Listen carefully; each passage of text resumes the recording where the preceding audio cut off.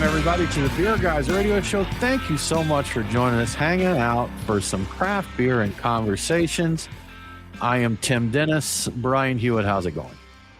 Good. Good. Better this week than most weeks, I gotta say. Man. So that's good. I'm not amped up like crazy, and I feel pretty chill. I feel pretty ready to go. That's So nice, hopefully man. that means this is going to be a good show, Tim. Hopefully. I think it's a good omen. Definitely. Yes. Sounds like the right start there. Nate, how are you doing? You know, compared to last week, I'm doing a lot better. I'm well rested. I'm working from home. I'm feeling more fulfilled. I've got a good beer in my glass. So yeah, it's a good week. What a great week for you guys. That is absolutely awesome. Good stuff, guys. Good stuff. So not so great for you then? You know, mine's fine. I was saying today wasn't a bad day at work. It was a lot, not a bad day, just had a lot going on. I had way more meetings than I wanted to have.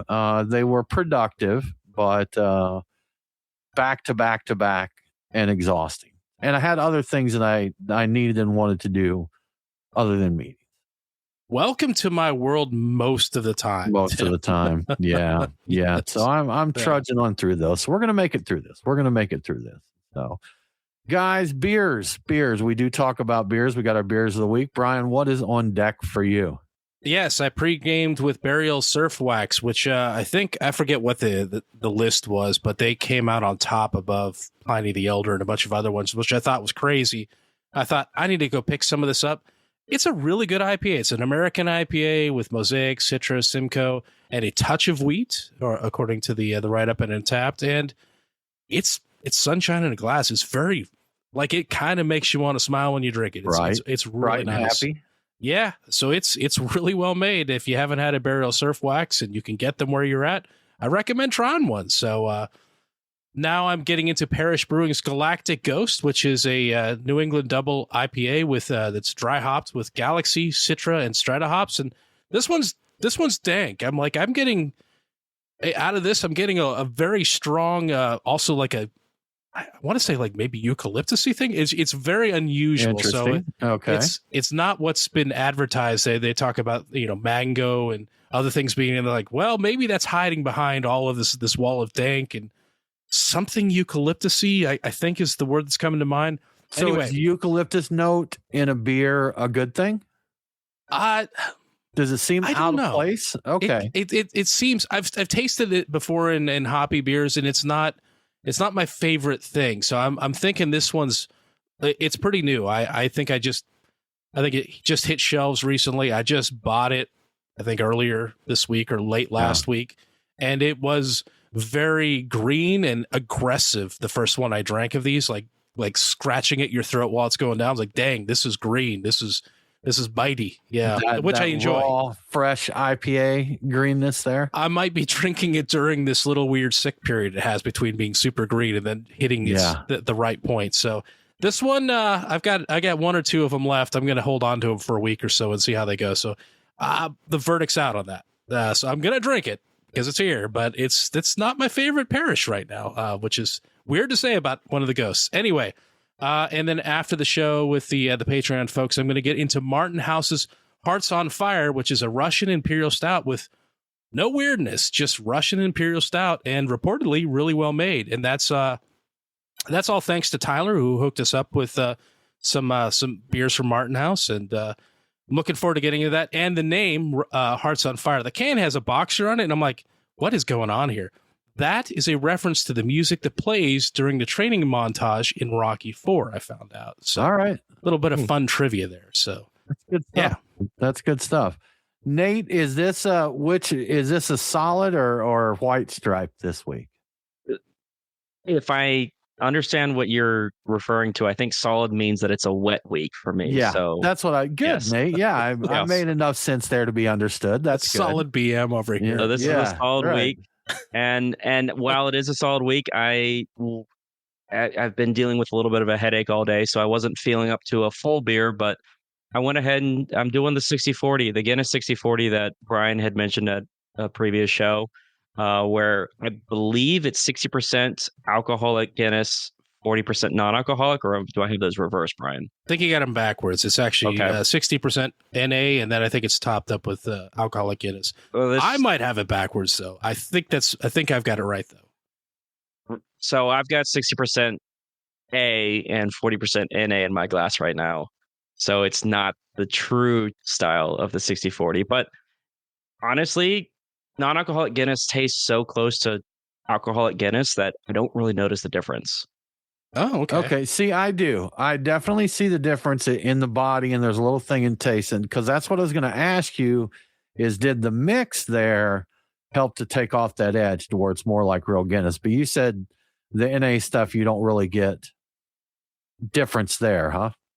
Yeah. To be fair, I'm not drinking from a glass of NA and a glass of A side by side, like really critiquing it. Whenever I have it on its own, I'm like, oh, this is a Guinness. This is Guinness. Okay. It's probably my palate's probably just more refined than yours, Nate, because I don't drink them side by side. I think I just, noticed it right out. I definitely think the body, it seems a little thinner, lighter there. But again, good. And, I think we're getting closer to where we don't have to make exceptions or consolations for non-alcoholic beer, but for a while, even with some of the better ones, you're like, yeah, this is pretty good. This is a good non-alcoholic beer, and I think we're getting closer to, hey, this is good. I agree with you that there is a noticeable difference between the two. And it's kind of a weird, like a burnt resiny syrupy thing. There's a touch of something in there that I know what you're talking about. I plan to do a 60-40 because I now have cans of NA that I think Guinness actually sent to us. Guinness did. Yep. Yeah. I've got cans of NA. They're not ready yet. I got to get them in the fridge, but I think I've got it's probably an old can, but it's fine. It's been in the fridge. I got a can of Guinness. I'm going to try it. And because I'm going to be 60-40, there will be some left over of each, and I will taste them side by side as well and see how it tastes. If it's noticeable, the difference in the glass with the two mixed together. And I'll bet it's not super noticeable, but I bet if you look for it at that ratio, you probably find it. Especially if the 60 is the non-alcoholic part. If the 60 is the alcoholic part, I could believe it. Doing it for science, man. Yeah. Yes, absolutely. Science. And a shout out to yes, we appreciate your scientific endeavors. Shout out to Tyler. Tyler is drinking a Chill Theory cold IPA from Real L Brewing. They've got some good stuff. We've it's been a minute though. Our buddy Stan down in Texas, who I haven't chatted with in a minute, but he used to send us stuff from Real L and some other breweries down there. So that was good. And Beer Snob Sean, he's got a Wichita Brewing Company Bock. Good old Bock beer. There was friend was asking me on Facebook the other day, if there was a style of beer that's, not popular or kind of fell out of popularity that you would like to bring back. And I had said I'd love for saisons and like Brett IPAs to have a moment again to where they were cool.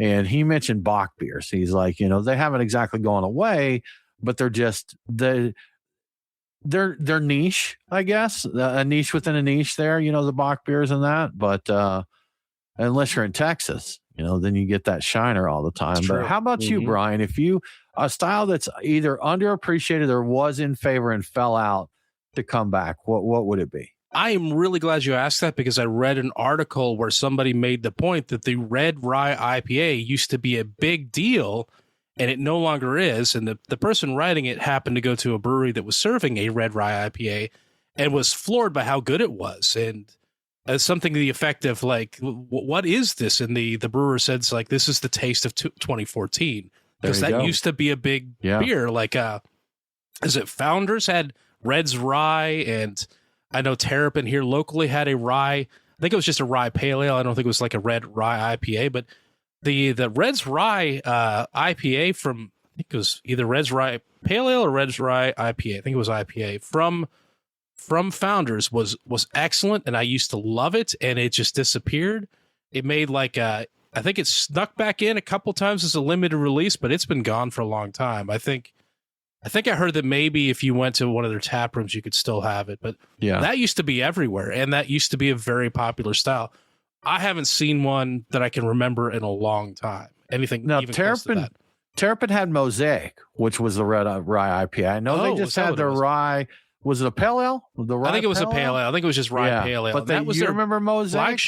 That was there for a minute. I don't know how long. I do remember that being a thing. Yeah. Yeah. So that's it. Nate, how about you, man? What style you want to bring back around? My first thought was an amber ale. I recently went out to my local sports bar and they had Flat Tire on, and I ordered it because that's been a while, and now it's being marketed as a classic ale. So it went from amber to blonde to classic ale. But the other one I think would be an adjunct-free porter. You're kind of hard pressed to find a solid just American porter around. Because the one that we like down here, I think from Sweetwater, is the coffee porter, right? Oh, Exodus coffee porter. Yeah. Mm-hmm. Yeah. Well, that's, I've seen a few people kind of lament the fact that, especially in American brewing, they don't go for drinkable stouts as much or sessionable. We want that imperial. We want that big. And I'm probably part of the problem because, to be quite honest, when I go for a stout, I usually do go for something bigger. If I'm wanting, if I'm wanting lighter, I go for a different style. To be honest with you, I don't really think about that. And, another one that, if they're done well, this is a very tricky beer style for me, brown ales, because I think they can be, even when done well, they can be very boring, in my opinion. But if they're done extremely well, they're a really great beer. And I can remember that being real popular. That's a great one to have like with a steak dinner. If you get a nice brown ale, it goes really well with that. So I would love to see someone do, some really good brown ales. I'd buy them once and then be like, that was cool. I'm glad they did that. So yeah, I used to really enjoy brown ales as a cigar pairing. That was for sure. If they're done well, they're very supportive. They taste great with a cigar. They don't outshine the cigar. They don't overwhelm it with pastriness and alcohol and all that. They work together very nicely. And some just a plain old porter would do the same type of thing. Right. Yeah. Like the brown ale's got enough that if you're having a cigar, it won't drown out the cigar and the cigar won't drown it out either. Exactly. So you get to enjoy both there. Good stuff, guys. Good stuff. Well, moving along to some of our stories here. Beer is a roller coaster. How it's doing, how it's selling, who's drinking it, who's not drinking it. All kinds of interesting topics on that. But at least out of the gate for this year so far, there's some rumblings that maybe beer is bouncing back. Yeah, a little bit of positive news for 2026, at least here early on. According to Beverage Bites survey by Goldman Sachs, convenience store retailers are projecting a 3% growth in the beer category for 2026.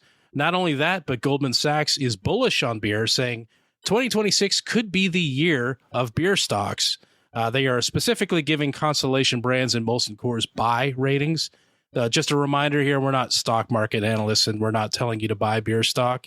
Cool if you do, whatever. But Goldman Sachs apparently thinks you should buy some beer stocks anyway. Not all of them, but those two. But you might be wondering why the sudden optimism. I definitely was. So most retailers expect further beer price increases in 2026. That's just going to happen, though they are expecting those increases to be under 3%, which is considered modest. So they're not expecting huge jumps, which is a little bit more stabilizing.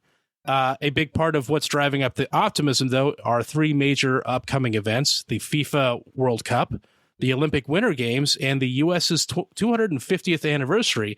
All of these occasions call for a beer or two. All right. Yeah. And although craft beer is not gaining any shelf space these days, in fact, it's still losing it, retailers still forecast 3% sales growth for craft beer, driven largely by high ABV offerings and single-serve cans. Again, we are talking about convenience store sales here, so that is a place where we have been seeing growth for beer just in general over the years when other places aren't. But hey, there's growth there. So, I think you're going to see a lot more people focusing on that particular channel of sales. And so maybe we'll see a lot more long beers out there. You remember when craft beer was, I'd say 10 years ago, probably 10 years ago, when craft beer was kind of at its peak. We had even a lot of the convenience stores tried to get good craft beer selection. Yeah. Like you go to a gas station and have a real nice selection. I remember one, and it was a fairly small gas station near a cigar shop I used to go to that was the first growler station either in the state or the metro area out in near Blue Havana, Brian. I know that only tells you, but do you know the place I'm talking about there? So, well, there was a gas station. They had like 8 or 10 taps to fill growlers back when growlers were a thing. And I think that would have been longer than 10 years ago. That was more than 10 years ago. That was probably 14, 15, 12, maybe? 15 years ago. Yeah. So when growlers had their moment, you know, this gas station was one of the first places we could get growler fills here. But, used to be able to go into a grocery store and they would have a tap section for growlers, which was crazy. And they had a great, craft beer selection. Some grocery stores still do, but mostly it's piddled down a little bit. A lot of places. So there was a time when they were talking about, and I think some Whole Foods may have done this, but they were talking about a Whole Foods here that had a brewery in it, like they were going to brew beer at Whole Foods. So they were taking it serious. That was back in the days, man, when everybody wanted to get in on the fresh brewed beer thing. So, and like Brian said, we're not going to tell you to buy beer stocks, but we will tell you to stock up on beer. So yes, that is definitely a recommendation we can give there. You never know what the weather's going to do. You want to make sure you have plenty of beer. You don't. Yeah. You know, a little sidebar here. We were supposed to get ice stormed to death last weekend. It was supposed to be, we're in Georgia, and the prediction in our area was like up to a half inch, and just slightly north of me and Brian, or all of us actually, was supposed to get pretty heavy. And some of northeast Georgia did get hit, trees down and that. Y'all, I prepped. I got a camp stove. I got bottles of water. I got flashlights. I had a generator. I had everything. And we seriously got like a glazing of ice. Mm-hmm. And I won't say that I was disappointed, but man, I was kind of ready to go into prepper mode. I'm like, I'm ready for this, man. I'm ready for this. I expected it to turn out this way, but I intentionally went out and did all over prepped for things. Right. And in my head, I was thinking, you're welcome, Georgia. I'm ensuring this will never happen. Because I'm ready for extra beef jerky. I got a big sack of smoked almonds that I almost never buy, but I'm like, maybe, if we get snowed in, I'll have all these almonds. That'll 14 loaves of bread. Yeah. So I went out and bought a case of bottled water, which I'd never buy. And I think it's still down in my truck, actually. But fortunately, it's in a place where it's warm enough it didn't freeze. I checked it earlier today. It's fine. But yeah, I'd never buy bottled water anymore for the most part. But I have that. I'm like, I will never need this. I will never drink this. It will never happen. But I'm buying this to prevent it from happening. So I did it. I did all my preventative stuff with the full expectation, because I was doing it, I was preventing this from happening. Yeah. And it worked. Congrats. Thank you, Brian. And Brian and I were joking that, I can make it a few days on my canned soups and ramen noodles, and I got peanut butter and bread and all that. If it went any further than that, then I would have had to survive off cellar beer and 10 fish. Yeah. But I could have went a while if that's what I had to live. Yes. So could have done really well. They wouldn't have liked me much, if I'd like whoever found me if I had to be rescued, they'd be like, oh my God, he reeks. So what have you been doing, man? What have you been doing? Fish and beer, man. Fish and beer. Yeah. Good stuff. Yeah. Well, Brian, BrewDog, always showing up in the news. They've just always had stuff going on, whether it's drama with the owners or drama with the brewery, different things. But I actually had a couple stories come up this week, and they're just kind of all over the news. And Brian, in keeping with typical BrewDog tradition, it's not great. Yeah, there's like 3 stories that came up this week, and not a single one of them is good news. And I can't remember the last time I saw an article about BrewDog where I'm like, oh, hey, it's good news. They did something right. So, or something good happened to them. So to get things started, there's a rumor going around that, and people are breathlessly reporting this. James Watt is reportedly weighing a bid to retake full control of BrewDog back from the current ownership. Watt stepped down as CEO back in 2024, but remains on the board as, quote, captain and co-founder, unquote. So I guess he's kind of still running the show, probably a little bit, and retains his shares in the company. He reportedly pocketed 100 million pounds sterling in the deal with the private equity firm TSG Consumer Partners and the whole deal that they had there. So he has the capital probably to buy the company back. And since the departure of the co-founders Martin Dickey and James Watt from at least leadership public roles anyway, there have been a number of BrewDog venue closures and job cuts, both in the UK and the US. For years, there was talk about a public IPO with an estimated valuation of £2 billion or about 2.7 billion US dollars. But the company has walked back those plans in favor of stabilizing the business. Both BrewDog and James Watt have declined to comment on the rumors, calling them industry speculation, which they definitely are. Somebody got a hot tip somewhere and they ran with it. The question is, would James Watt stepping back into the leadership and the full ownership of BrewDog actually help save the business, or just make things worse? Because he stepped out because he was toxic, I thought, for the company. I don't think either, personally, man. I mean, I don't know that they've picked up any since he's left. I don't think anybody has a more positive or negative opinion of him. They've always had their fan base, certain people that were diehards, a lot of people that just didn't care, were kind of indifferent to them. So, the BrewDog stuff that I've tried, I've never tried anything from them that truly impressed me. And they have a brew pub here in Atlanta now.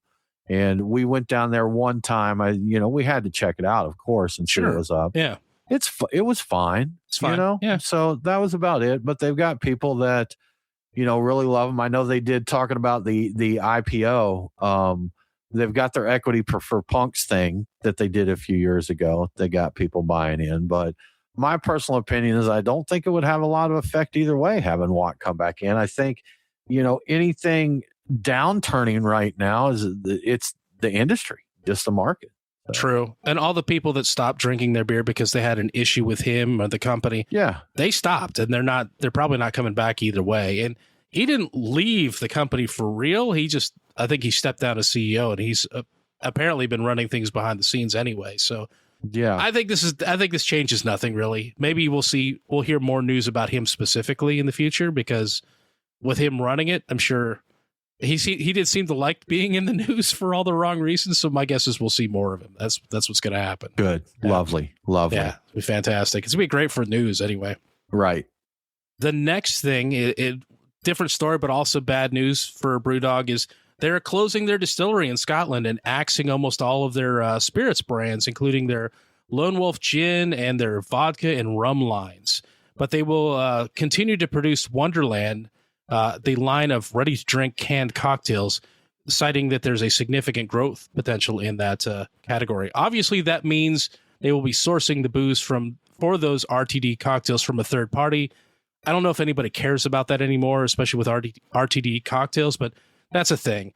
BrewDog says they need to simplify the business and focus on areas where they can truly win, specifically doubling down on beer, which is kind of interesting to hear a company say they're doubling down on beer versus going after some other beverage category more strongly, which is what all the other big companies seem to be doing.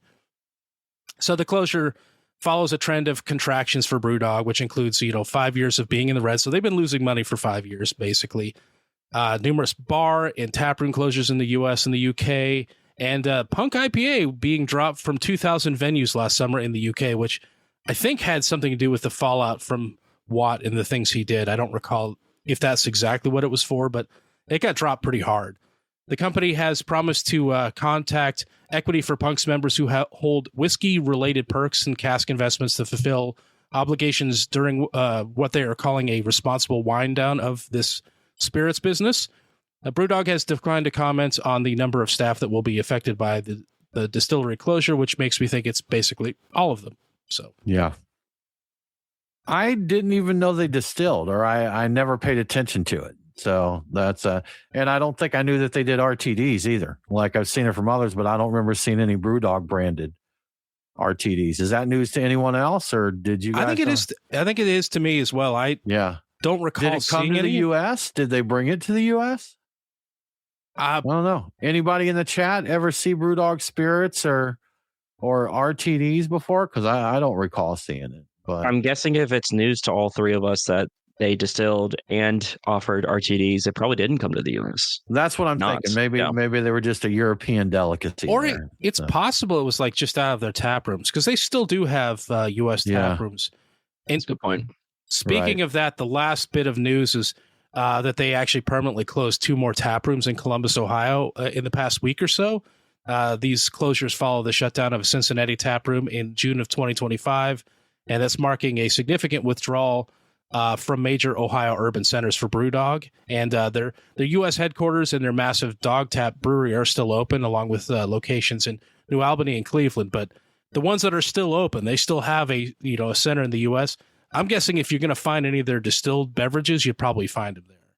And I think they still have their hotel. I actually think I was talking to a friend recently that lives up near Cleveland, and his birthday, I think his birthday's coming soon, and his wife got him like a weekend there. And I guess he'd done that once before. And, when they launched the hotel, there was all this. I think there's a beer fridge in the shower, if I remember right. Or a tap or something like yeah. that. So something along those locations. So he's like, because he had asked me, he's like, what do you think of BrewDog? I was like, I'm not a fan, this. And he's like, well, I'm kind of indifferent to the beer. He's like, but their hotel's cool. He's like, their hotel is really cool. So maybe that's going well for him.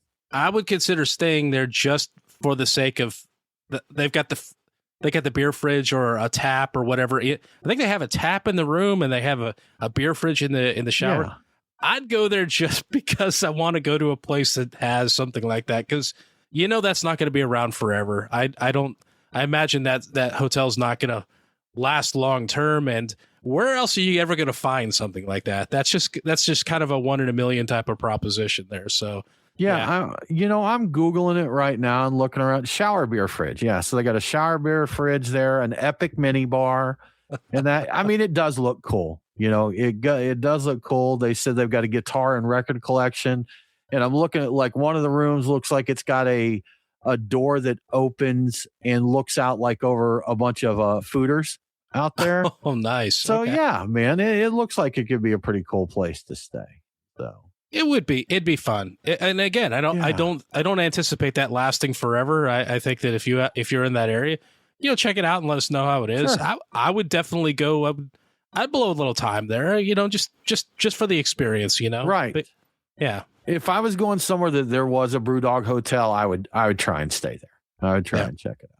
So interesting. Cool. So I look forward to BrewDog providing us with stories throughout the year here. Because yes, for sure. Yeah, absolutely. For sure. Well, Brian, before we get into this next one, how about we give a shout out to our friends at Truck and Tap? That is a good idea. So the recent icy weather has been an effective reminder that we still have about 2 months left until spring. 2 months left of winter. There are probably more cold days ahead, and there's not much we can do about that. Well, there is one thing we can do. We can drink big boozy beers to stay warm, and I think that's the silver lining to these cold winter clouds.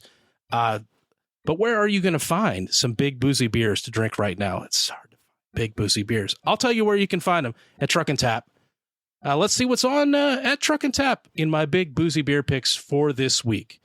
At Truck and Tap Woodstock, I am going with Double Cocoa Bunny from Creature Comforts at a mere 8.7% ABV. Double Cocoa Bunny is the lightest beer in my beer picks for this week, but don't worry, it will warm you up and keep you going. It's an imperial milk porter with toasted coconut, cocoa nibs, and coffee. What warms you up like coffee? And also, it tastes good too, so that's a bonus. It'll warm you up, and it tastes great. I always recommend this one anytime I see it on tap. At the Duluth location, I'm getting Victory's Golden Monkey.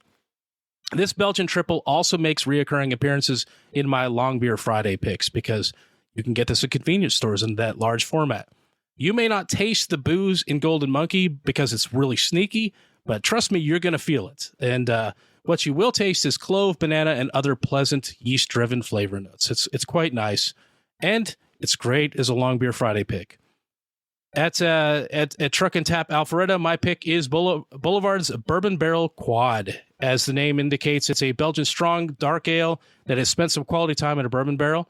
What the name doesn't tell you is that cherries were added to this beer to make up for the angel share of beer that's lost during the barrel aging. I would recommend this drinking this beer regardless of the weather and time of year, but it is an especially good pick right now. Perfect for this weather. And finally, at the Lawrenceville location, I'm going with Brooklyn's Black Ops. Yes, I've talked about this one a few times recently, and for good reason. It's really good, and it's a classic. I think they've been brewing this beer for about 25 years, give or take a year. Anyway, this Russian Imperial Stout is aged in Four Roses small batch bourbon barrels, which is a very good bourbon. And unlike the Golden Monkey, you will taste the booziness in this one, and I'll bet you like it. So you get a taster, but I think you'll like it. Definitely want to try this one.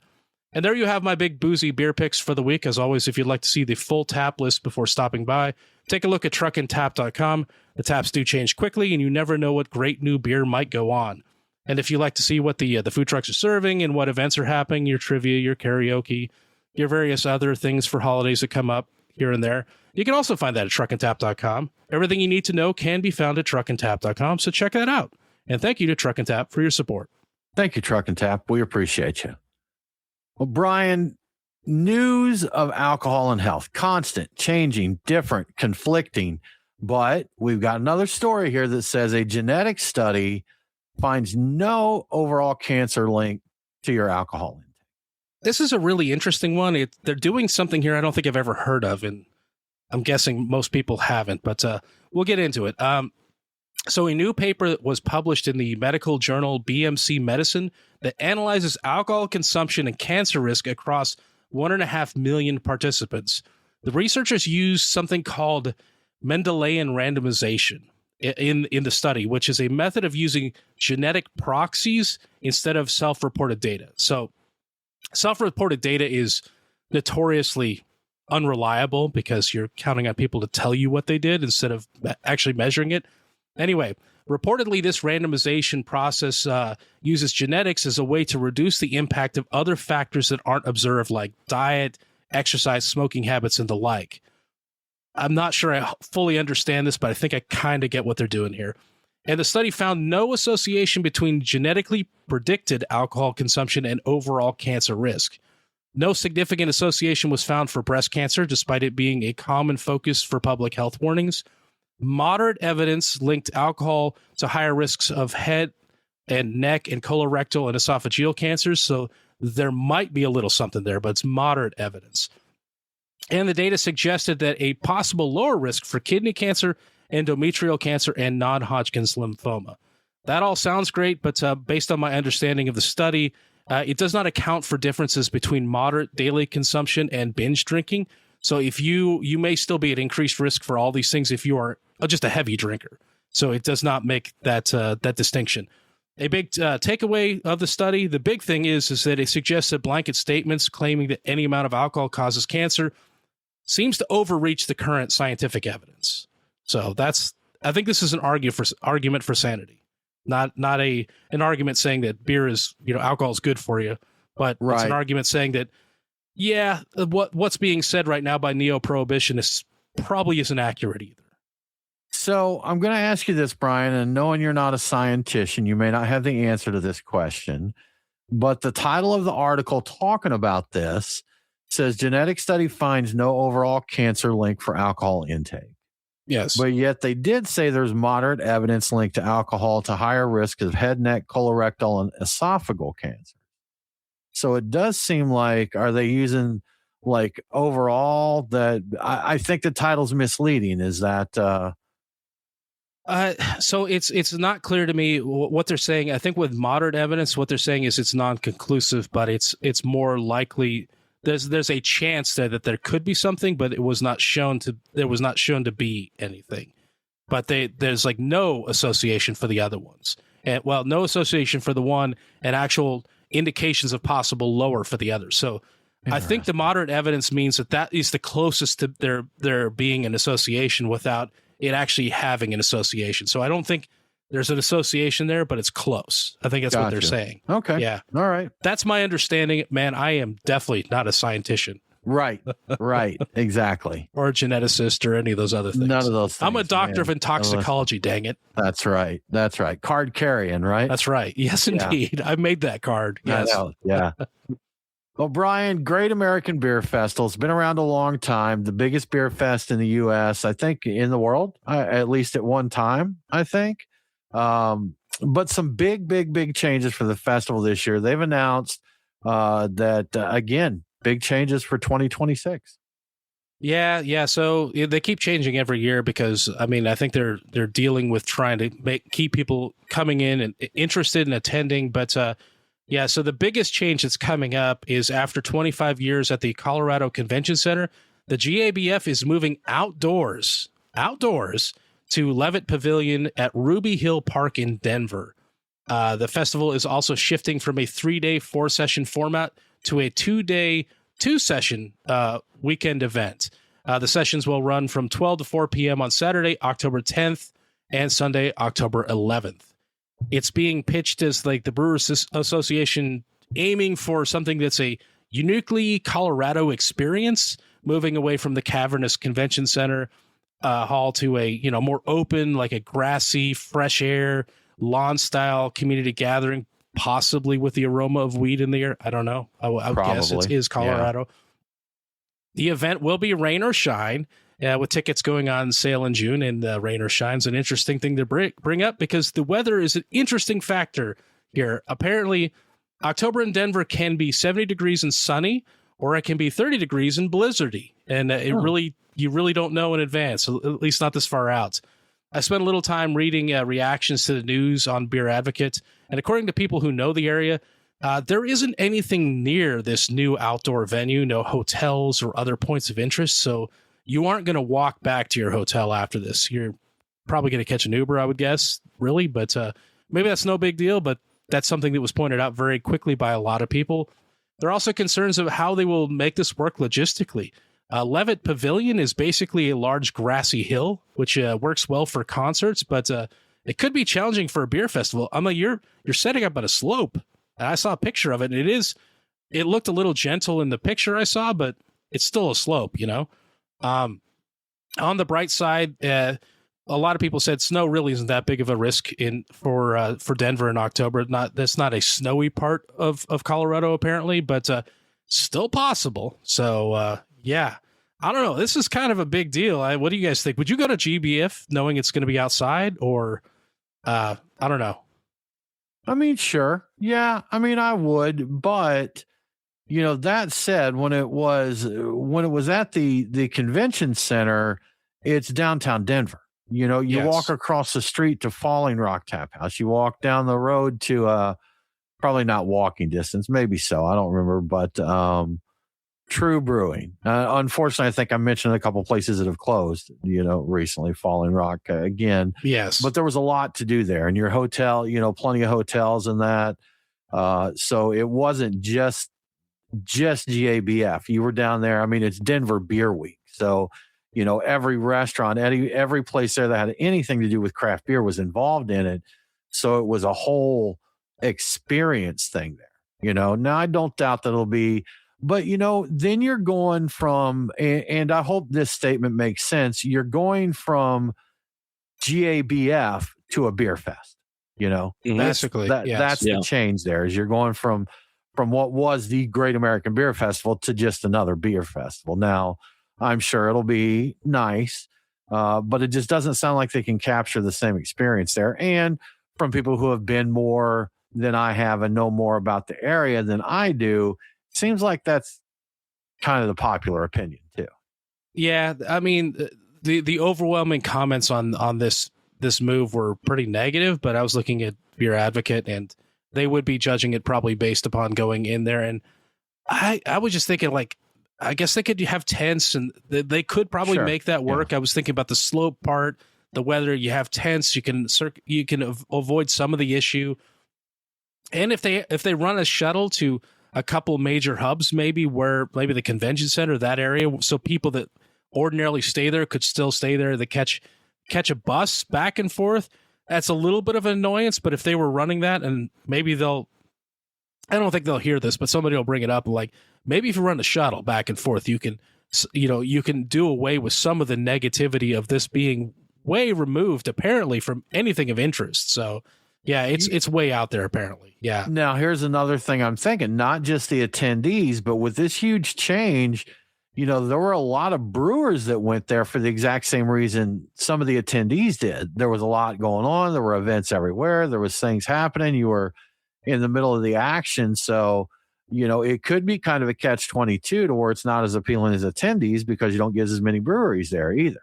So maybe allure of it for the breweries isn't quite as high as it was before. But I mean, we know times are changing. I don't think there's any way to avoid this kind of stuff. If people aren't showing up enough to justify them having the Denver, convention center, they got to change, man. So it stinks. I think I don't think it's quite the same. But again, this is coming from a guy who went one time and now is claiming, oh, this won't be the same, this and that, blah, blah, blah, blah, blah. So take my opinion for what it's worth. But boy, it really was an experience when it was, back in its heyday there.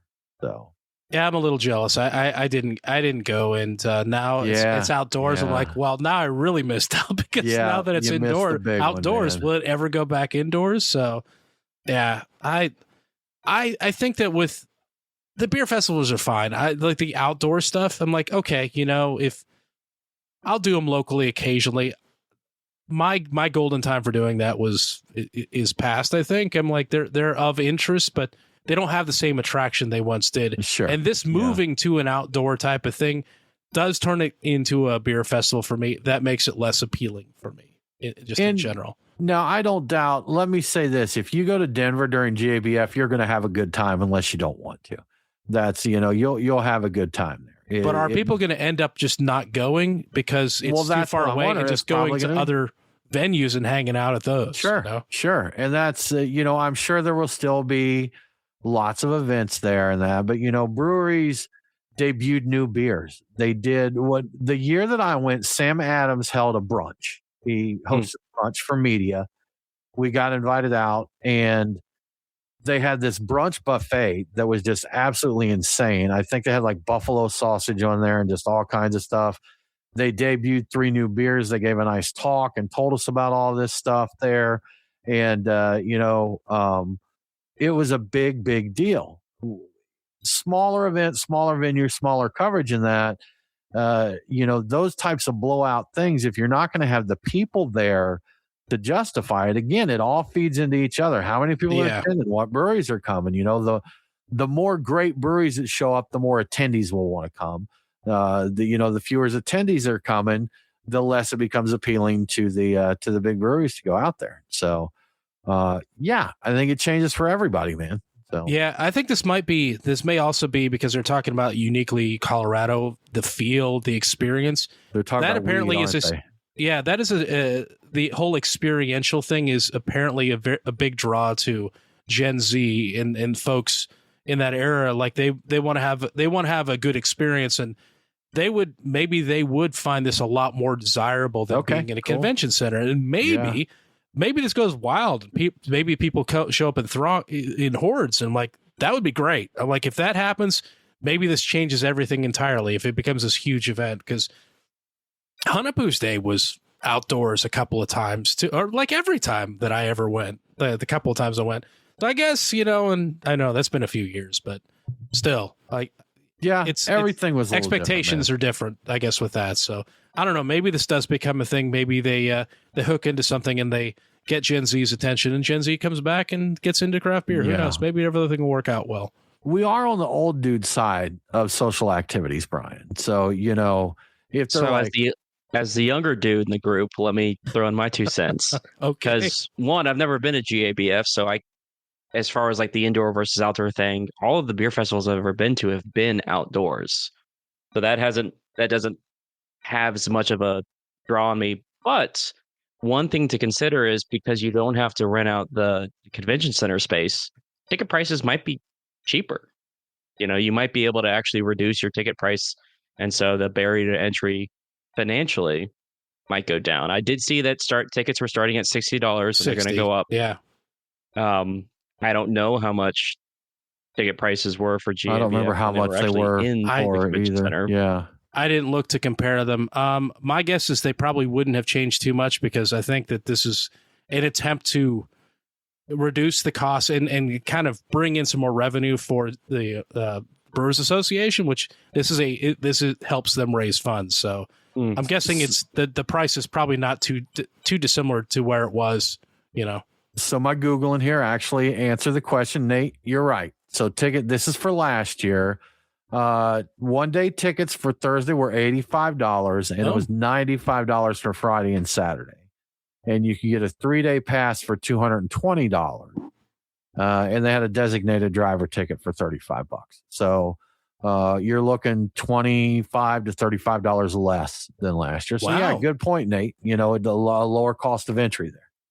I was kind of expecting it not to go down, just remain the same, just have a different venue and try to pitch it on that. You know what? This might work. 60 is, now that I think about it, for a beer festival these days, 60 probably is a really good deal. So, and we're talking about GABF again. Yeah. So again, even though it may not be like it was in the past, I guarantee it's still going to be a really nice beer festival. Oh yeah, it'll be a lot of fun. Yeah. If I'm sounding negative Nelly over here or whatever. If I were in the area, if it was convenient for me to go there, I'd go. Yeah, definitely, since I have never been, despite it not being in a convention center, but I'd still go. I'd check it out. Yeah, it'd be worth checking it. It'd be worth checking out, especially, you know, whether you have expectations or don't have expectations, it's worth checking out, man. Yeah. It's GABF. You're gonna have a good, you're in Denver, you're drinking beer, you know, heck yeah. So you're going to have a good time. And Denver's beautiful. And, you know, like they said, October, you may hit 70, you may see snow. So just make sure to take some short sleeve shirts and a nice jacket with and you a parka. So, yeah, just be ready for it. Be ready. Well, Brian, some beer adjacent news here. We do like our brown liquor as well. And of course, we have talked about Pappy Van Winkle, Old Rip Van Winkle and such. And we just had a record, Brian. And I noticed you and I talked about this, and this isn't even Pappy in this story. Nope, it's not. So, but a bottle of Old Rip Van Winkle actually broke an auction record recently. That is correct. A 1982 bottle of Old Rip Van Winkle broke the record for the most expensive American whiskey ever sold at auction last weekend. The 20-year barrel-aged bottle sold for $162,500 at Sotheby's in New York City as part of the Great American Whiskey Collection auction. The bottle is one of 60 in existence and the highest proof expression of Van Winkle that has ever been released at 133.4 proof. The 360 bottle collection that it was part of brought in an impressive $2.5 million in total, which also set a record for the most valuable single owner American whiskey collection ever sold at auction. One person owned all this. So Cheers to him, man. Cheers to him. That's an impressive auction. Yeah, impressive collection. Yeah, you have to wonder why this went up for auction. I'm like, yeah, you never know. Anyway, prior to the auction, Sotheby's estimated the collection's total value at somewhere between $1.17 million and $2.68 million. And $2.5 million is what it went for in total. Interestingly, the majority of buyers were from North America. That might have been predictable. I don't know. And over half of them were 40 or younger. So we've got some young blood buying into bourbon. Haven't they heard that bourbon is over? Stop driving the price of bourbon up. Yeah. Interesting note on that. First of all, Brian, it says the estimate is 1.17 million to 1.68 million. You said 2.68. So 1.68. So it did sell for over estimate. It ended up going over estimate there. I know a fella that his job, or at least part of his job, is he goes to Asia. He's in the spirits business, and he goes to Asia. And there was, especially in the 80s, there was a big fascination with like American culture in several, Japan especially, but other Asia. He goes to other Asian countries as well. But they bought a lot of clothing, perfumes, colognes, and that. I get some of my vintage fragrances that he finds. He actually just sold me one he found in a thrift shop in Japan, and he messaged me and said, "Hey man, I just found this in Japan. You want it?" And I was like, "Yes, I do." So, but he goes to bars, individuals and that, and finds vintage American whiskey that they bought through the 80s and 90s and that, and buys it back because of the demand in the American market. So he's going and buying stuff that people bought and just stockpiled of that and bringing it back to sell to American collectors. Now, you know, they're saying that the collector's market is softening a little bit here. So I don't know how lucrative that will be for him for much longer, but he's been doing it for a while. And, you know, he goes over there and he makes these connections, and he finds this old whiskey and brings it back. That's a really, really cool way to make a buck. Right. Yeah. I just want to point out that Tim has a perfume buyer in Japan.